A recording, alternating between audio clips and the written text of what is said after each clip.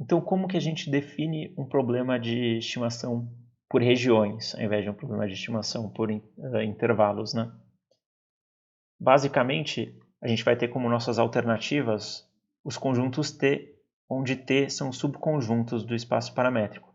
Então, em vez de só ser intervalos do tipo A ou B, é qualquer região aí, qualquer subconjunto do espaço paramétrico.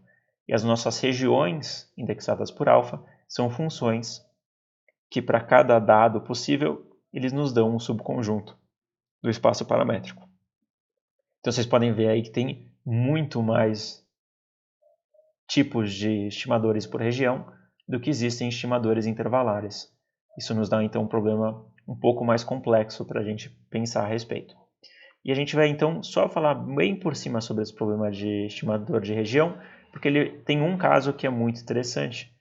E esse caso, a gente usa essa utilidade aqui. Então, se você tem uma região qualquer e você tem um valor, né, de θ, qual é a utilidade desse estimador, dessa região para θ?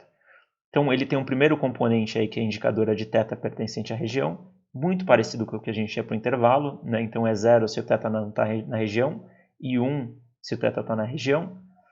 E daí a gente tem um menos k vezes uma outra coisa, quer dizer, a integral de todos os x que pertencem à região, né, vezes 1, e daí aqui a gente teria que ter, em vez de um dθ, um dx aqui.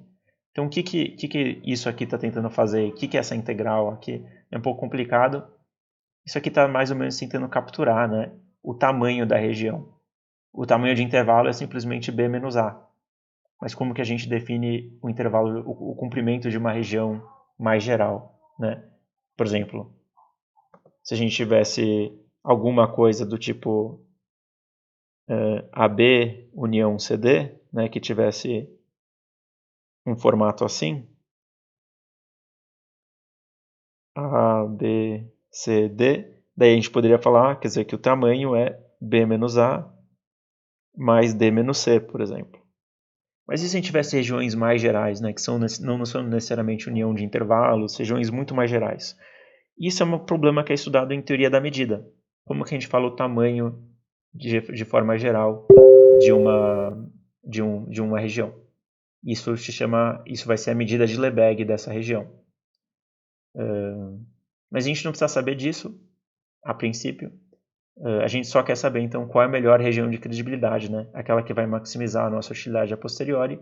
E esse teorema nos diz que isso vai nos dar HPD. Qual é o formato de uma HPD? São todos os pontos de θ, tal que a densidade é maior do que um certo valor k. Então eu vou desenhar para vocês, por exemplo, digamos que a gente tem uma posteriori assim, só para a gente ter uma ideia, né? Daí a gente pode tirar aí os pontos que têm densidade k e olhar quais são todos os pontos que têm a densidade maior do que k. Então, esses pontos aqui têm densidade a posteriori maior que k. Esses pontos têm densidade a posteriori maior que k. E esses também têm densidade a posteriori maior que k. Então, o conjunto obtido tomando todos esses pontos que têm a densidade maior do que k, que no caso aqui é a união de três intervalos, é simplesmente o nosso estimador, a nossa região, né, de credibilidade usando a utilidade que foi descrita.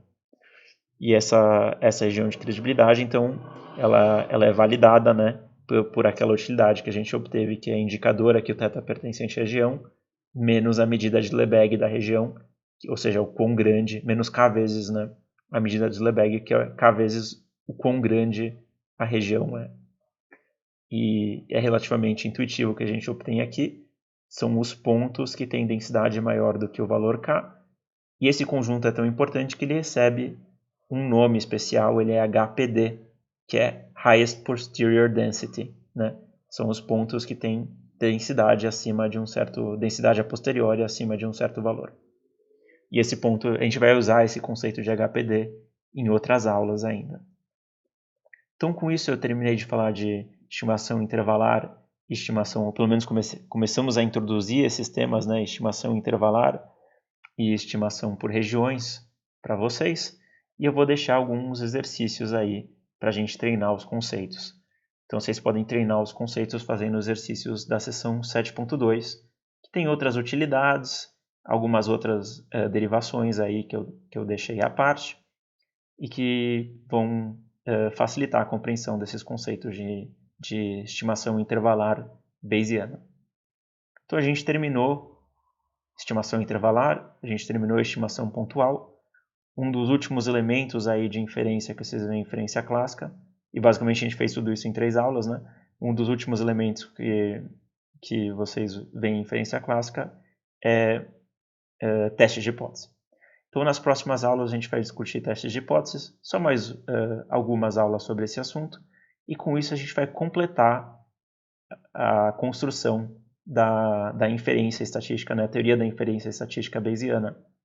E vocês veem aí que, e pelo menos no ponto de vista conceitual, essa teoria é relativamente simples, né? A gente conseguiu em poucas aulas usar aquele conhecimento que a gente obteve sobre as posteriores e sobre o modelo bayesiano, e mais a teoria da decisão, para construir toda a inferência estatística. Então, estimação, intervalo de credibilidade e testes de hipótese. E com isso vai restar, tá, e se o meu modelo for muito complicado e eu não conseguir obter a posteriori diretamente, né? Como que eu faço? E isso vai ser basicamente o final do curso, o último módulo do curso em que a gente vai discutir bastante a fundo Bayesiana computacional, que é justamente como obter a posteriores nos casos em que ela é analiticamente intratável. Então, mas isso eu estou indo muito à frente, né? Na próxima aula a gente vai começar a discutir testes de hipótese. Mas até lá, faça o exercício 7.2, os exercícios da sessão 7.2, e a gente se conversa aí nas aulas de atendimento. Obrigado.